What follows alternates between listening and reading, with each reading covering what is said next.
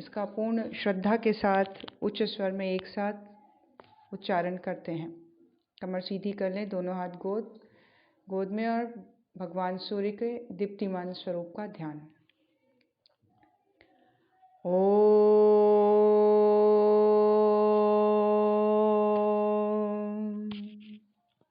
भूर्भुवः स्वाहा तत्सवितुर्वरेण्यं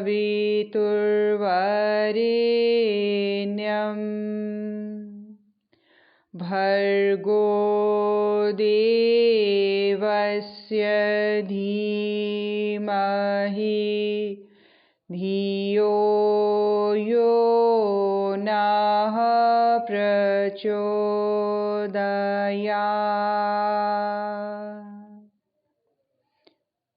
ओम गुरु में बताया गया कि ज्योतिष शास्त्र का उन्होंने किस तरह से प्रयोग करके आध्यात्मिक चिकित्सा की अपने शिष्यों की, किस तरह से उन्होंने तीनों आयाम गणित ज्योतिष, योग ज्योतिष और देव ज्योतिष, बहुत ही सुंदर ये हम लोगों को डिस्क्रिप्शंस मिल रहे हैं जिस सब्जेक्ट के बारे में। और फिर से एक बार रिक्वेस्ट करूँगी डॉक्टर जोशी अंकल और आंटी जी से कि इस टॉपिक को हम लोगों के लिए और इलेबोरेट करें सैटरडे के सेशन में। आइए आगे के क्रम में गुरु सत्ता हमें बताएंगी तंत्र एक संपूर्ण विज्ञान, एक चिकित्सा पद्धति। अपनी भावनाओं को गुरु सत्ता के साथ मिलाकर इस पूर्ण विश्वास के साथ कि गुरु सत्ता वो विवेकशीलता हमें प्रदान करे, बुद्धि प्रदान करे, बुद्धि को वो सूक्ष्मता प्रदान करे ताकि ये गूढ़ और इतने डीप जो सब्जेक्ट्स हैं वो हमारे अंतर्मन में सही तरीके से बैठते चले जाएं, हम इसको अच्छी तरह से समझते चले जाएं।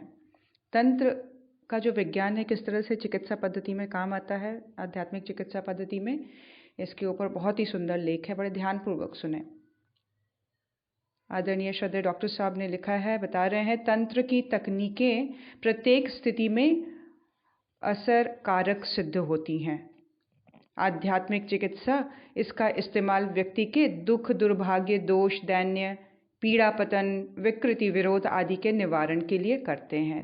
तंत्र की जो तकनीकें हैं बहुत ही जिसको बोलते हैं इंटेंस तरीके से काम करती है। किसी भी प्रकार से प्रत्येक स्थिति में इसका उपयोग असरदार होता है, बहुत प्रभावशाली होता है। और आध्यात्मिक चिकित्सा में इसका इस्तेमाल व्यक्ति के दुख को, उसकी पीड़ा पतन को, उसकी विकृति, विरोध आदि के निवारण के लिए इसका प्रयोग होता है। यदि इन तकनीकों का प्रयोग सविधि किया गया है तो इसका प्रभाव अचूक होता है। स्थिति कैसी भी हो, व्यक्ति कोई भी हो, इसके सटीक असर हुए बिना नहीं रहते। मतलब इसका जो वार है कभी भी असफल नहीं जाता है, ये पूरी तरह से प्रभावशाली रहता है। इस दुर्लभ विज्ञान के आधिकारिक विद्वान इस युग में कम ही हैं, पर जो हैं उनके सानिध्य में इसके चमत्कार अनुभव किए जा सकते हैं। इन विशेषज्ञों का कहना है कि आध्यात्म विद्या के दो आयाम हैं, एक आत्मिकी और दूसरा भौतिकी। ये जो विद्वान हैं, जो इस तंत्र विज्ञान के अधिकारी हैं, जिन्होंने पूरी तरह से इसका ज्ञान हासिल कर लिया, एक्सपर्टाइज हो गए हैं, वो इस बात को जानते हैं कि आध्यात्म विद्या है, उसके दो डायमेंशंस हैं जिसके ऊपर वो काम करते हैं, एक आत्मिकी और दूसरा भौतिकी। आत्मा के स्तर पर, भौतिक स्तर पर। आत्मिकी की योग विज्ञान एवं भौतिकी को तंत्र विज्ञान कहते हैं। आत्मिकी मतलब आध्यात्म का वो पथ जिसके द्वारा, साधनाओं के द्वारा, मंत्रों के द्वारा, डिफरेंट प्रोसेसेस के द्वारा आत्मा को परमात्मा तक ले जाने का विज्ञान जिसमें समाहित है, जिसको योग विज्ञान कहा गया है। ईश्वर से जुड़ने का वो विज्ञान जिसके द्वारा आत्मा परमात्मा से मिलती है। और दूसरा जो तंत्र विज्ञान है, भौतिकी जो है, वो तंत्र विज्ञान के अंतर्गत आता है। इस वैज्ञानिक युग में भौतिकी शब्द थोड़ा भ्रमित करने वाला है, क्योंकि इससे फिजिक्स का बोध होता है। ऐसी स्थिति में इसको पराभौतिकी का नाम दिया जा सकता है। तंत्र जो है वो पराभौतिकी के शब्द से सही तरीके से समझा जाएगा, नहीं तो भौतिक की जो वर्ड है वो लोग इसको फिजिक्स के साथ जोड़ना शुरू करते हैं। तो गुरुदेव कह रहे हैं इसको सही तरीके से डिफाइन करने वाला तंत्र विज्ञान को वाला जो शब्द है वो पराभौतिकी है। तंत्र महाविद्या की स्थिति भी सचमुच में कुछ ऐसी ही है। क्या है? जिन चीज़ों को हम उपेक्षित एवं अवांछनीय मानते हैं, तंत्र की तकनीकों में उनका बड़ा कारगर इस्तेमाल होता है। पदार्थ विज्ञान ने अणु भौतिकी, कण भौतिकी एवं क्वांटम यांत्रिकी की खोज अभी कुछ ही दशकों पूर्व की है, पर तंत्र विशेषज्ञों ने सहस्त्राब्दियों पूर्व न केवल इन सत्यों को पहचाना बल्कि इनके प्रयोग की तकनीकें भी विकसित कर ली। तंत्र विद्या प्रत्येक पदार्थ को ऊर्जा स्रोत के रूप में देखती और मानती है और इसके व्यवहारिक जीवन में प्रयोग की तकनीकों के अनुसंधान में निरत रहती है। जहाँ तक हम मॉडर्न साइंस की बात करें तो फिजिक्स अभी तक जहाँ तक पहुँचा है, उन्होंने अब जाके पहचाना है कि एटम से रिलेटेड, कण से रिलेटेड, अणु से रिलेटेड या क्वांटम यांत्रिकी, जिसके बारे में अब बहुत रिसर्च होने लग गए हैं, बहुत सारे सब्जेक्ट्स सामने आए हैं इस चीज़ को लेके। वहीं तंत्र विद्या के जो विख्यात विशेषज्ञ रहे हैं, उन्होंने कई हज़ारों वर्ष पूर्व इसके ऊपर अपना आधिपत्य जमा लिया और इसका आधिपत्य ही नहीं, इस बात को वो जान गए कि इसका प्रयोग भी व्यवहारिक जीवन में कैसे किया जाए और उसके अलग अलग तकनीकों का अनुसंधान अभी भी निरंतर, जो तंत्र विद्या है, जो विज्ञान है, इसका निरंतर अनुसंधान चलता रहता है। तंत्र अपने सिद्धांत एवं प्रयोग में संपूर्ण विज्ञान है, एक अपने आप में कंप्लीट साइंस के रूप में इसको समझा जा सकता है। लॉ के ऊपर भी बेस्ड होकर और एक्सपेरिमेंट्स के ऊपर भी बेस्ड करके अगर इसको देखा जाए तो ये अपने आप में पूर्ण विज्ञान के रूप में समझा जा सकता है। सिद्धांत और प्रयोग में जिन्हें इसकी वैज्ञानिकता पर संदेह है, उसे विज्ञान एवं वैज्ञानिकता की इबारत को नए सिरे से पढ़ना और सीखना चाहिए। जो इस बात को संदेह करते हैं कि नहीं, तंत्र का साइंस से कुछ लेना देना नहीं है, तो गुरुदेव उनको चैलेंज दे रहे हैं कि आप एक बार फिर से विज्ञान को सही तरीके से पहले समझे, तब आपको समझ में आएगा कि तंत्र विद्या किस तरह से पूरी तरह से वैज्ञानिक रूप में आधारित है।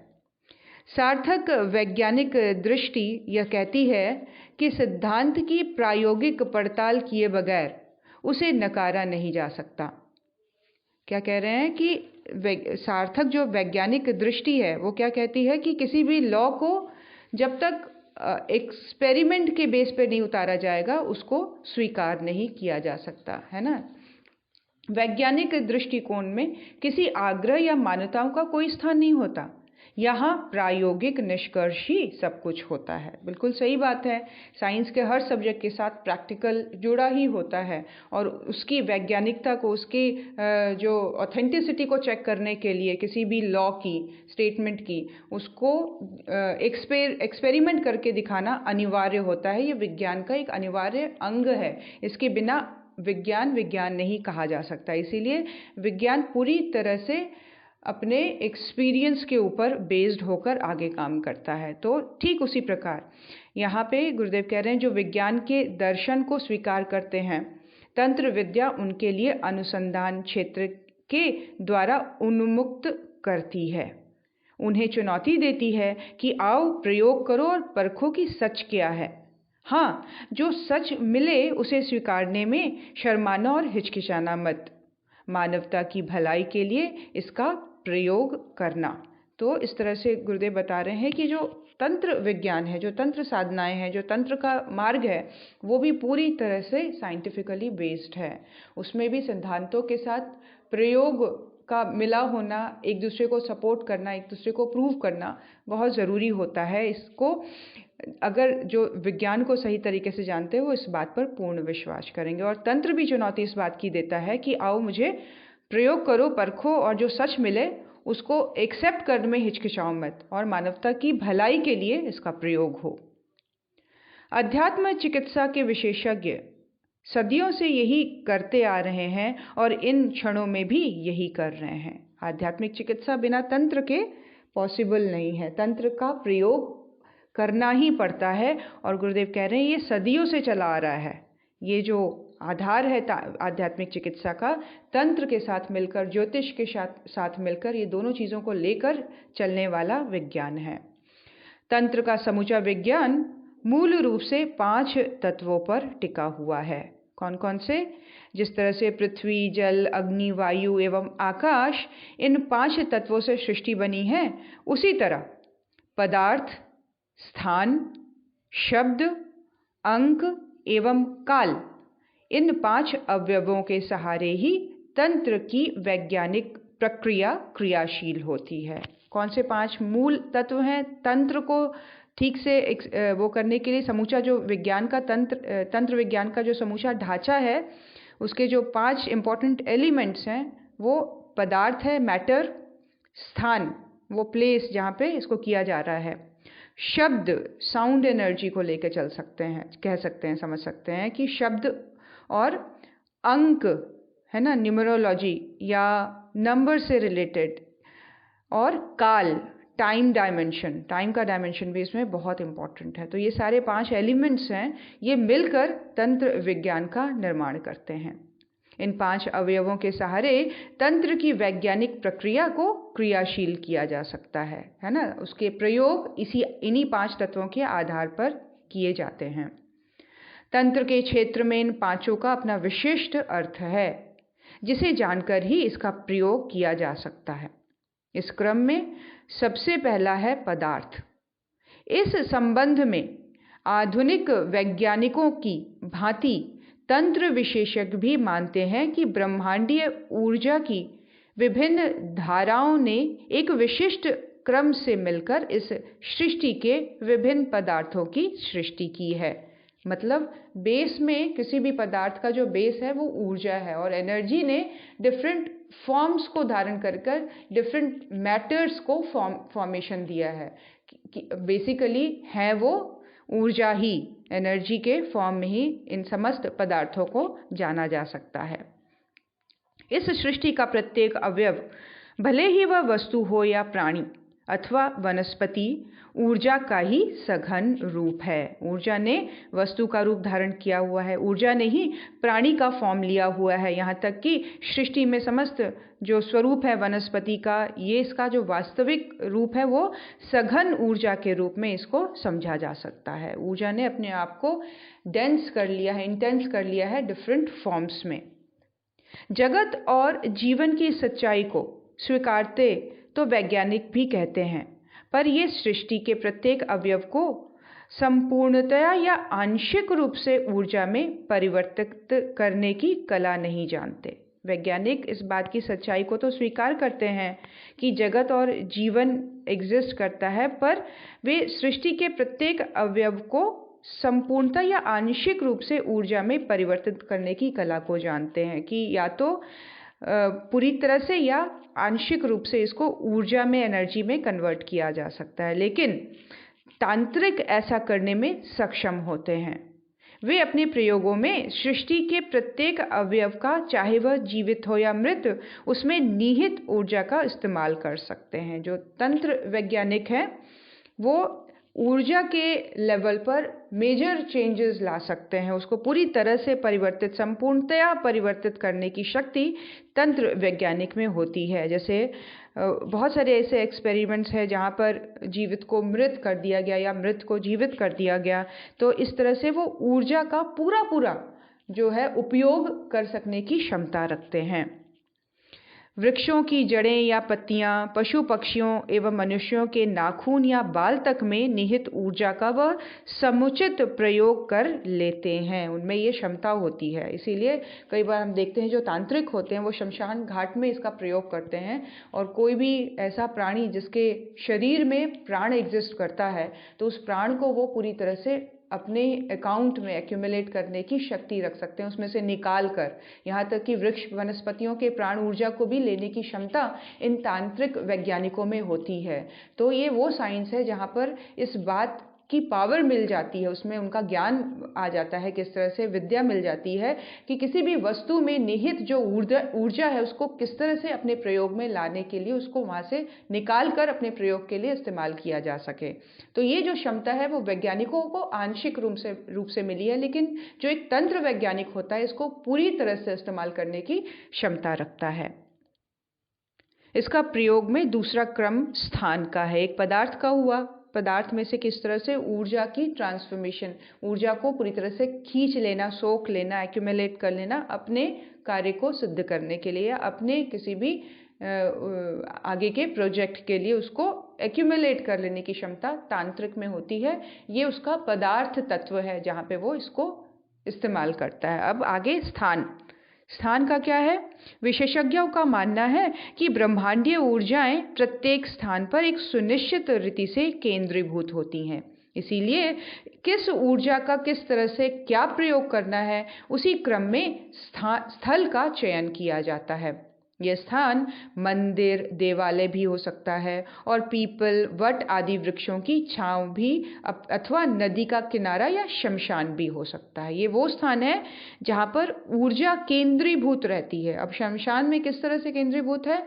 क्योंकि शरीर अपने पूरी तरह से प्रकृति के विलय वाली स्थिति में वहाँ पे होता है, बॉडी को बर्न कर दिया जाता है और डिफरेंट पार्ट्स जो है वो अपनी ऊर्जा को रिलीज कर देती हैं। तो वहाँ पे अधिकतम जो ऊर्जा का संचार है वो हो रहा है इस प्रक्रिया के थ्रू।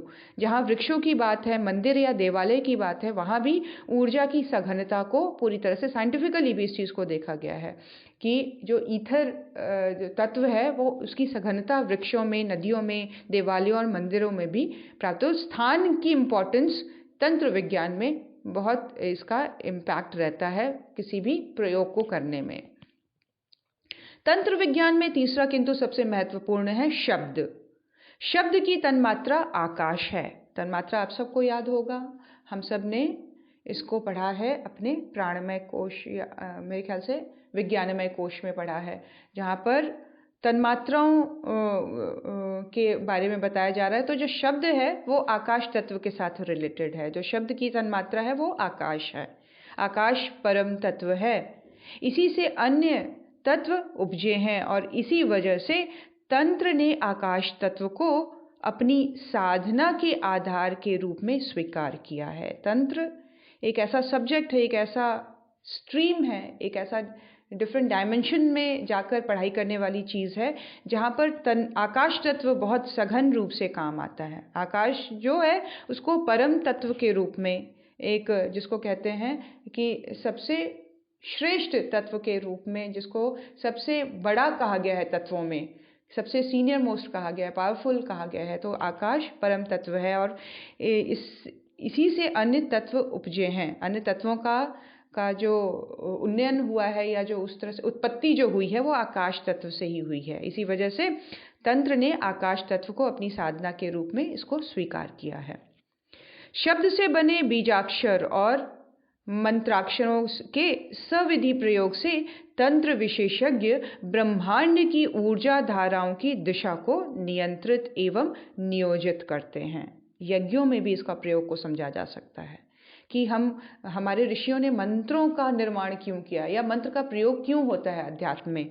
तो इस तरह से समझा जा सकता है कि जो मंत्र हैं, जो शब्द हैं, उसके द्वारा जो बीजाक्षर या मंत्र के अक्षरों का निर्माण होता है, उसके सविधि प्रयोग के द्वारा ब्रह्मांड की में जो ऊर्जा धाराएं हैं उनकी दिशाओं को नियंत्रित और नियोजित किया जा सकता है। मतलब डायरेक्ट जो है इसका इम्पैक्ट है या इसका जो संबंध है वो ऊर्जा धाराओं के साथ जुड़कर उनको नियंत्रित और निर्देशित करते हैं। उसको नियोजित किया जाता है, उनको नियंत्रित किया जाता है, उनको किसी प्रोसेस में इन्वॉल्व करने की क्षमता आ जाती है शब्दों के द्वारा।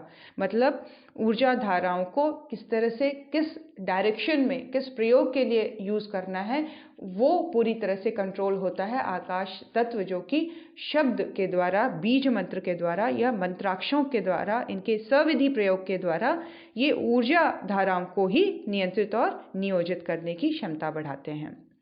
पढ़ने वाले भले इसे असंभव माने पर ऐसा होता है।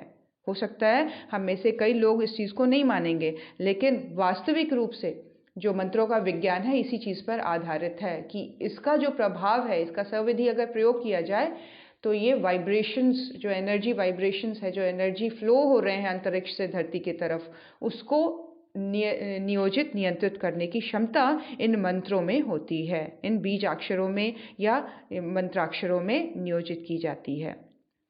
पढ़ने वाले भले इसे असंभव माने पर यह होता अवश्य है। इसे कोई भी अनुभव कर सकता है। तंत्र विद्या में शब्द के प्रयोग अति रहस्यमय होते हैं और तुरंत प्रभाव प्रकट करने वाले होते हैं। इसमें कोई बीजाक्षर तो ऐसे हैं जो 1.5 अक्षर के होते हुए भी सिद्ध हो जाने पर कुछ ही सेकंड में चमत्कार पैदा कर देते हैं। देखिए, अगर आप में से किसी ने भी बीज मंत्रों का थोड़ा सा भी अगर अध्ययन किया है तो वहाँ पे हम देखेंगे बहुत सारे सिंगल मंत्र भी होते हैं, जैसे हुम, सह, श्म, स्मुम, ऐसे करके बहुत सारे 1.5 अक्षरों का भी मंत्र होते हैं, बीजाक्षर, जिसका प्रभाव बोल रहे हैं अगर उसको पूरी तरह से सिद्ध कर लिया जाए तो उसका प्रभाव कुछ सेकंड में ही वो अपना चमत्कार को प्रस्तुत कर देता है साधक के अपनी पात्रता के अकॉर्डिंग। तो ये जो बीजाक्षर हैं बहुत पावरफुल होते हैं और इस बात को यहाँ बताया जा रहा है कि अनुभव किया जा सकता है। तंत्र विद्या में शब्दों का प्रयोग बड़े ही रहस्यमय तरीके से होता है और बीजाक्षरों का प्रभाव हम सभी जानते हैं कि अगर हम बीजाक्षरों के द्वारा हम जब साधना करना शुरू करते हैं तो हम देखते हैं कि हमें जो उसका प्रभाव है वो तुरंत ही हमारे अंतर्मन के ऊपर प्रभाव छोड़ता है। एक एनर्जी सी जनरेट हो जाती है, एक हीट सी जनरेट हो जाती है बॉडी में। तो ये जो मंत्रों का निर्माण है, बीजाक्षरों का निर्माण है, बहुत पावरफुल तरीके से किए गए हैं और अगर सविधि इसका प्रयोग किया जाए तो ये ब्रह्मांड की ऊर्जा धाराओं को, एनर्जीज के सोर्स को, एनर्जी की धाराओं को जो अंतरिक्ष से निरंतर धरती की ओर प्रवाहित हो रही हैं उनका नियोजित और उनको नियंत्रित करना साधक को एक सिद्धि प्राप्त हो जाती है इस शब्द के, आकाश तत्व की सिद्धि के द्वारा, मंत्र के सही उच्चारण के द्वारा। आगे के क्रम में गुरुदेव बता रहे हैं चौथे तत्व के रूप में अंक का स्थान है। शब्दों की भांति अंक भी तंत्र विद्या में महत्व रखते हैं, नंबर्स। इस अंकों और कुछ निश्चित रेखाकृतियों के संयोग से यंत्रों का निर्माण होता है, जैसे लक्ष्मी यंत्र, गणेश यंत्र, दूसरे देवी देवताओं को यंत्र के रूप में भी ट्रांसफॉर्म किया जाता है। उस शक्ति को यंत्र के रूप में भी पूजा करने की विधि हमारी भारतीय संस्कृति में विद्यमान है, जिसमें रेखाओं को प्रयुक्त किया जाता है, उसके साथ कुछ अंकों को लिखा जाता है, नंबर्स को लिखा जाता है। यंत्रों का निर्माण होता है। इन यंत्रों की पूजा प्रतिष्ठा एवं सविधि साधना के द्वारा विशिष्ट ऊर्जा धारा को इसमें केंद्रित किया जाता है। देखिए, इन यंत्रों का संबंध विशिष्ट ऊर्जा धाराओं को केंद्रित करने में किया जाता है कि पूजा विधि में सविधि साधना के द्वारा अगर यंत्रों की पूजा की जाएगी तो अंतरिक्ष से आ रही ऊर्जा धारा को हम केंद्रित कर सकते हैं उस स्थान पर, है ना, एक्यूमुलेट हो सकती है वो चीज़ वहाँ। इसी को यंत्र की जागृति कहते हैं। ऐसा होने पर फिर यंत्र ट्रांसफॉर्मर जैसा काम करने लगता है, यानी कि वह अपने में केंद्रित ऊर्जा को काम्य प्रयोजन की पूर्ति के योग्य बना लेता है। तंत्र क्या करता है? यूनिवर्स से एनर्जीज को एक्यूमुलेट करके अपने पास जमा कर लेता है और वो साधक के इच्छा के अनुसार, उसके सविधि पूजा प्रतिष्ठा के अनुसार, उसके द्वारा किए हुए तंत्र विधि का प्रयोग के द्वारा उस ऊर्जा को वो उसके काम के प्रयोजन की पूर्ति में लगा दिया जाता है। इसीलिए तंत्र विद्या का प्रयोग जो है वो नंबर्स के साथ जोड़कर यंत्रों के निर्माण के द्वारा किया जाता है। यंत्र में शब्दों का और रेखाकृतियों का प्रयोग होता है। इसी को यंत्र की जागृति कहते हैं। इस विज्ञान का 5वां तत्व है काल, जिस पर सारी प्रयोग प्रक्रिया निर्भर करती है। टाइम डायमेंशन जो है इसमें बहुत इम्पोर्टेंट, टाइम का जो फैक्टर है इसमें बहुत ही इम्पोर्टेंस रखता है। किस समय वो इन चारों चीज़ों का सविधि प्रयोग किया जाए, सटीक प्रयोग किया जाए कि उसका जो प्रभाव है वो सही तरीके से पड़े। तो इसके लिए ये जानना बहुत ज़रूरी होता है कि कौन सा काल, कौन सा समय इसके लिए उपयुक्त रहेगा। इसके अंतर्गत ये जानना होता है कि उपरोक्त सभी चारों तत्वों का संयोग कब किन विशेष क्षणों में किया जाए ताकि उससे हम अपना अभिष्ट प्राप्त कर सकें। तो इस तरह से जो हमारे सबसे पहले बताया पदार्थ को किस स्थान में बैठकर कौन से मंत्रों के उच्चारण के द्वारा, किस यंत्र के प्रयोग के द्वारा किस समय में इन चारों तत्वों का संबंध ऐसे जोड़ा जाए कि एक विशेष एक संयोग उत्पन्न हो और विशेष ऊर्जा धाराओं के द्वारा उस काम को पूरी तरह से नियोजित किया जाए। इसको तंत्र का पूरा एक गुरुदेव ने साइंस को समझाने का प्रयोग किया है कि तंत्र एक्चुअली इन फैक्टर्स को अगर हम देखें समझें तो ये पूरी तरह से विज्ञान पर ही आधारित है, पूरी तरह से वैज्ञानिक आधार पर ही तंत्र विज्ञान टिका हुआ है, जहाँ पर मैटर, जहाँ पर टाइम, जहाँ पर प्लेस, जहाँ पर साउंड और जहाँ पर नंबर्स को पूरी तरह से एक सही जो बोलते हैं उसमें संयोग के द्वारा इनको जोड़ा जाता है अपने अकॉर्डिंग रिजल्ट को उत्पन्न करने के लिए, है ना। आगे गुरुदेव बता रहे हैं इस प्रवाहमान सृष्टि में इसमें संव्याप्त ऊर्जा धाराएं भी प्रवाहित हो रही हैं। ये बात हमें पहले भी बता चुके हैं गुरुदेव कि निरंतर अंतरिक्ष से ऊर्जा धाराएं जो है वो निरंतर धरती की ओर प्रवाहित हो रही हैं। इसमें से प्रत्येक की स्थिति, क्षमता, प्रकृति, दिशा सभी कुछ अलग है। क्या कह रहे हैं? इसमें से प्रत्येक की जो स्थिति है, हर एक ऊर्जा धारक की जो स्थिति है, जो उसकी क्षमता है, जो उसकी प्रकृति है, यहाँ तक कि जो दिशा है, वो सब अलग अलग है। कुछ निश्चित क्षणों में एक विशिष्ट रीति से इसका मिलन होता है। इन पलों में इनके विशेष प्रभाव पदार्थ पर भी पड़ते हैं और स्थान पर भी। मंत्र या यंत्र साधना भी इससे प्रभावित होती है। एक कुछ ऐसा क्षण प्रकृति में आता है, ब्रह्मांड में आता है, जो ये समस्त धाराएं एकजुट होकर मिलती हैं। इनके मिलन से वो विशेष प्रभाव उत्पन्न होता है और इसी क्षण का प्रयोग तंत्र विज्ञान में किया जाता है, जब इसका प्रयोग पूरी तरह से प्रयोग किए जाने वाले पदार्थ के ऊपर, उस काल में, उस मंत्र के ऊपर, उस यंत्र के ऊपर अपना प्रभाव, विशेष प्रभाव डालते हैं। यही वजह है कि विशेष साधना के लिए विशेष क्षणों का चयन करना पड़ता है। विशेष साधना के लिए एक्चुअली बेस जो रूप है वो क्या देखने का है कि ऊर्जाएं, ये समस्त ऊर्जा धाराएं कब आपस में मिल रही हैं, इनका संयोग हो रहा है, ताकि वो विशेष प्रभाव उत्पन्न किया जा सके साधना में। जैसे ग्रहण का समय होता है, दिवाली या होली की रातें, अथवा शिवरात्रि या नवरात्रि के अवसर। कुछ विशेष योग भी इसमें उपादेय माने गए हैं, जैसे गुरु पुण्य, रवि पुण्य योग, है ना। गुरु पुण्य योग होता है, रवि पुण्य योग भी होता है, स्वार्थ सिद्धि योग होता है, अमृत सिद्धि योग होती है। इन पुण्य क्षणों में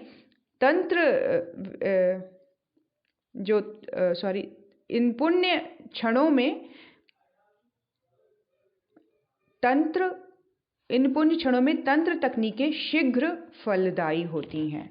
इनकी जो रिजल्ट देने की जो क्षमता होती है, उत्पन्न करने की जो क्षमता होती है कि साधनाएं पूरी तरह से सफल हो जाएं कम समय में, तो ये पॉसिबिलिटी इन योगों में अधिक बढ़ जाती है। गुरु पुष्य या गुरु पुण्य भी बोला जाता है। ये योग आप देख सकते हैं इंटरनेट में। अभी गुरु पुष्य योग नवंबर में गया है, जो कि बहुत ही पावरफुल था। तो गुरुदेव कहते हैं जो विशेष साधना की इच्छा रखते हैं, इन योगों का भी ध्यान रख सकते हैं और बड़े ही सटीक तरीके से शांति कुंज से भी इसका आप अपनी नॉर्मल साधनाओं में भी इसका विशेष प्रयोग किया जा सकता है। इन योगों का ध्यान रखते हुए साधनाएं की जा सकती हैं, जिसका विशेष जो प्रयोग है तंत्र तकनीकों में शीघ्र फलदायी माना जाता है। जिन्हें इन सब का संपूर्ण ज्ञान होता है, वह अपनी आध्यात्मिक चिकित्सा में तंत्र की तकनीकों का प्रयोग करने में सक्षम हो पाते हैं, है ना। जो इन योगों का पूरा जो ज्ञान ले लेते हैं, इस काल का, मतलब इन सारे पांचों तत्वों के ऊपर जो अपनी एक्सपर्टाइज को बढ़ा देते हैं, अपनी स्टडीज़ को बढ़ा देते हैं, अपना माइंड को जो फोकस कर देते हैं, तो वो बड़े ही सही तरीके से आध्यात्मिक चिकित्सा की तकनीकों का प्रयोग तंत्र के द्वारा भी करने में सक्षम हो जाते हैं। तांत्रिकों के आराध्य बाबा कीनाराम इस प्रक्रिया में परम विशेषज्ञ थे। इनके बारे में हमने पहले भी एक व्याख्यान सुना था कीनाराम जी के बारे में। उनके बारे में कहा जाता है कि जो बाबा विश्वनाथ कर सकते हैं, वही बाबा कीनाराम भी कर सकते हैं। मतलब इनकी सिद्धि, इनकी सामर्थ्य इतनी बढ़ी चढ़ी थी कि ईश्वर तुल्य इनको सामर्थ्यवान समझा जाता था, कि जो बाबा विश्वनाथ कर सकते हैं ऐसा माना जाता था कि उनमें भी वो सारी क्षमता है। अपने बारे में इस उक्ति पर वह हंसते हुए कहते थे, क्या कहते थे? अरे यहाँ है ही क्या रे, यहाँ सब तो कणों की धूल का बवंडर है, महामाया की ऊर्जा का खेल भर है। उन्होंने जो दिखा दिया है मैं वही करता रहता हूँ। एक बार उन्हें यहाँ एक प्रौढ़ महिला अपने 20 वर्षीय बेटे को लेकर आई। उनका लड़का लगभग मरणासन था। पहले उनकी स्टेटमेंट के ऊपर हम लोग जाते हैं, फिर बाद में ये इंसिडेंट पढ़ते हैं। क्या कह रहे हैं? जब उनको ये कहा गया कि जो बाबा विश्वनाथ कर सकते हैं वो बाबा कीनाराम भी कर सकते हैं, इस स्टेटमेंट पे वो हंस दिया और क्या कहते हैं कि यहाँ है ही क्या, इस समस्त सृष्टि में उनको क्या दिखाई दे रहा है? कुछ नहीं, यहाँ सिर्फ कणों की धूल का बवंडर है। मतलब ऊर्जा के सबसे छोटे फॉर्म में ये समस्त सृष्टि को देख पा रहे हैं। उनकी दृष्टि इस तरह से विकसित हो गई है साधनाओं के द्वारा कि सृष्टि के मूल में कौन सा तत्व काम कर रहा है उसको वो देख पा रहे हैं। तो इस समस्त सृष्टि को वो कणों के बवंडर के रूप में देख रहे हैं, और एक महामाया की शक्ति, ईश्वरीय शक्ति है जो इन ऊर्जा का खेल भर दिखा रही है। ये एनर्जीज, ये सारी चीज़ें उनको महामाया के खेल के रूप में दिखाई दे रही हैं। वो ये कह रहे हैं कि जो उन्होंने मुझे दिखा दिया मैं वही करता हूँ, उनके ही निर्देश पर मैं चल रहा हूँ। इतना ट्रांसपेरेंट हो गया है उनका और ईश्वर का, उनका ये सृष्टि का जो एक योग है इतना ज़बरदस्त है कि वो बिल्कुल ट्रांसपेरेंट तरीके से सारी चीज़ें देख पा रहे हैं। ऊर्जा क्या है, किस तरह से काम कर रही है, सृष्टि का निर्माण, तत्वों का निर्माण, है ना, काल का, समय का, हर एक चीज़ को, बड़े शब्दों का, सब चीज़ का एक मूल रूप को वो देख और जान पा रहे हैं और कह रहे हैं कि मुझे जो दिखा दिया जाता है मैं वही करता हूँ, इसलिए इसमें मेरी अपनी कोई खासियत नहीं है। इस तरह से वो हंस के बता रहे हैं। यहाँ जो इंसिडेंट है बताया जा रहा है कि एक महिला अपने 20 वर्षीय बेटे को लेकर आई जो कि लगभग मरणासन था। उसकी स्थिति बहुत ही बिगड़ गई थी। सभी चिकित्सकों ने उसे असाध्य घोषित कर दिया। वह जब बाबा कीनाराम के पास गई तो उन्होंने कहा, अभी जा, शाम के समय आना। डॉक्टर्स ने हाथ खड़े कर दिए इस बात पर। जब वो बाबा कीनाराम के पास गई तो अभी उन्होंने कहा कि अभी तो तू वापस जा, शाम को वापस आना मेरे पास। वो बहुत रोई, गिड़गिड़ाई, पर वे नहीं माने। एक नज़र सूरज की ओर देखा और शाम को आने को बोल दिया। देखिए, अपनी बात उन्होंने भगवान सूर्य को देखकर की और फिर उस महिला को बोल दिया, अभी नहीं, शाम को आओ। क्योंकि यहाँ बात हो रही है पांचों तत्वों की, और पांचों तत्वों में सबसे इम्पॉर्टेंट जो बताया जा रहा है उसको देखना बहुत ज़रूरी होता है कि इन चारों का जो प्रयोग है किस काल में किया जाए ताकि इसका प्रभाव शीघ्र ही उस व्यक्ति के ऊपर पड़े। तो उसको देखते हुए उन्होंने शाम को आने को बोला। लाचार महिला क्या करती? रोती कलपती चली गई और शाम को फिर से बाबा के पास पहुंची। बाबा कीनाराम ने वही घाट के पास से एक पत्ती तोड़ी और उसका रस उस युवक के मुंह में निचोड़ दिया। सभी को भारी अचरज तब हुआ जब वह मरणासन युवक उठकर बैठ गया। उपस्थित जन उनकी जयकार करने लगे। इस पर सभी को डपटते हुए उन्होंने बोला, अरे जय बोलते हो तो महाकाल की बोलो, इस क्षण की बोलो, इस क्षण का विशेष महत्व है। इसमें प्रयोग किया जाने वाली औषधि एवं मंत्र मुर्दे में भी जान ले आती है। देखिए, समय का, काल का, क्षण का, योग का इम्पोर्टेंस यहाँ बताया जा रहा है कि वो औषधि उस क्षण में इतना जबरदस्त उसने काम किया कि वो मरणासन युवक उठकर बैठ गया। तो वो कह रहे हैं कि जिस काल की जयकार करो, ये क्षण अपने आप में बहुत इंपॉर्टेंस है। इस क्षण की जय बोलो, ये क्षण विशेष है। इसमें प्रयोग किए जाने वाली औषधि मुर्दे को में भी जान डाल देती है। दरअसल यह बाबा कीनाराम के द्वारा प्रयोग की गई चिकित्सा की विशेष तंत्र विधि थी जो मंत्र चिकित्सा पर आधारित थी। इसके सफल प्रयोग ने उस युवक को नवजीवन प्रदान किया। कितनी सुंदर घटना है जहाँ पर मंत्र का और समय का, शब्दों का और क्षण का, काल का, दोनों का संयोग, विशेष संयोग के द्वारा किस तरह से औषधि का प्रयोग करते हुए, पदार्थ का प्रयोग करते हुए उन्होंने उसके अंदर जीवन का, प्राण ऊर्जा का संचार कर दिया और किस तरह से वो अपने इस मंत्र चिकित्सा के आधार पर उन्होंने ये सफल प्रयोग कर युवक को नवजीवन प्रदान किया। तो किस तरह से हम समझें इस आध्यात्म चिकित्सा को, गुरु किस तरह से किस किस विज्ञान को जोड़कर वो एक ऐसा आधार खड़ा करता है कि वो अपने शिष्यों को पूरी तरह से जितना अधिक हो सके सारी विपन्नताओं से, रोग से, परेशानियों से, निराशा से, उद्विग्नता से, दुख से, शोक से, संताप से उबारने का ये प्रयास करता है। सारी विज्ञान को अपना आधार बनाकर, चाहे वो तंत्र विज्ञान है, चाहे ज्योतिष विज्ञान है, चाहे साधना का, प्राण की ऊर्जा का विज्ञान है, हर एक चीज़ को लेकर वो अपने बच्चे की ट्रीटमेंट में पूरी तरह से लग जाते हैं। तो ये किस तरह से उन्होंने एक एग्जाम्पल दिया बाबा कीनाराम की, कि किस तरह से क्षण का, उस समय का, उस औषधि के रूप में पदार्थ का और शब्द के रूप में उस मंत्र का प्रयोग करते हुए बाबा कीनाराम ने इन तीनों डायमेंशंस पर संयोग एक ऐसा बिठाया समय का देखते हुए कि वो नवयुवक जाग पड़ा, पूरी तरह से जीवंत हो गया। हमारी गुरु सत्ता निरंतर हमारे जीवन में अपने शक्ति के द्वारा, अपनी साधनाओं की ऊर्जा के द्वारा, विशेष तंत्र साधना के द्वारा, विशेष ज्योतिर्विज्ञान के द्वारा हम सबके जीवन को निरंतर जिसको कहते हैं स्वर्णिम सुयोग की तरफ ले जा रही है, स्वर्णिम भविष्य की ओर लेती चली जा रही है। हम अपने आप को कितना सघन रूप से उनके साथ जोड़ते चले जाएं और उनकी ये प्रक्रिया और सफल और चिरस्थायी और जल्दी फल देने वाली होती चली जाए, ऐसा हम अपने आप को बनाएं, अपने आप को खाली करें, अपने आप को गुरु तत्व से जोड़ें, अपने आप को विश्वास से, अपने आप को नए बिलीफ सिस्टम से जोड़ते चले जाएं कि हम एक विशेष प्रक्रिया के, एक विशेष शक्ति के अंतर्गत हैं इस धरती पर। हम अकेले नहीं हैं, हमारे साथ एक विशेष शक्ति गुरु रूप में जुड़ी हुई है जो निरंतर इस समस्त विद्याओं के द्वारा मेरे जीवन को और परिष्कृत और परिमार्जित करती चली जा रही है। मेरे अंतर मन में सौभाग्य का उदय हुआ है जिस दिन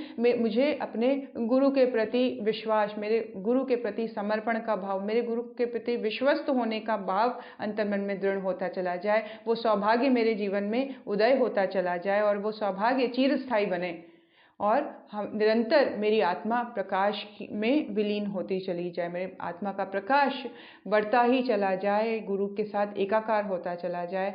ऐसा मन में भाव दृढ़ करते हुए आइए गुरु सत्ता के चरणों में नमन करें। इस बात का विश्वास कि समस्त विज्ञान को, समस्त विद्याओं को का जो सोर्स है वो गुरु है और वो निरंतर मेरे साथ समस्त क्रियाओं को करता हुआ मेरे जीवन को उत्कृष्ट बनाता चला जा रहा है, मुझे श्रेष्ठ बनाता चला जा रहा है, मेरे समस्त कर्म बंधनों से मुझे मुक्त करता चला जा रहा है। कुछ कष्टों और परेशानियों को देखकर मुझे ही हल्का करने का वो प्रोसेस है। इसीलिए बड़े आनंदित होकर, हर्ष से भरकर अपने समस्त कष्टों को पार करने का एक नया भाव अंतर्मन में उत्पन्न करें कि ये जो भी परिस्थिति है, ये जो भी कष्ट है, वो मेरा गुरु मेरे साथ खड़ा है और वो मुझे पार कर रहा है। इस ऑपरेशन के थ्रू मुझे हंसते खेलते हुए निकल जाना है क्योंकि मैं पूर्ण विश्वस्त हूँ कि वो ईश्वरीय चेतना गुरु रूप में मेरे जीवन में जो आई है, मेरे लिए सिर्फ और सिर्फ अच्छा करने आई है, सिर्फ और सिर्फ विशेष करने आई हुई है, सिर्फ और सिर्फ मुझे बहुत ही सुंदर दिव्य स्थिति तक ले जाने का उपक्रम चल पड़ा है। इस बात के लिए मैं आश्वस्त हूँ, विश्वस्त हूँ। ऐसा मन में विश्वास धारण करते हुए आइए गुरु सत्ता के चरणों में नमन। ओम नमोस्त्वनंताय सहस्त्रमूर्तये सहस्रपादाक्षिशिरोरुबाहवे सहस्रनाम्ने पुरुषाय शाश्वते सहस्रकोटियुगधारिणे नमः। सहस्रकोटियुगधारिणे नमः।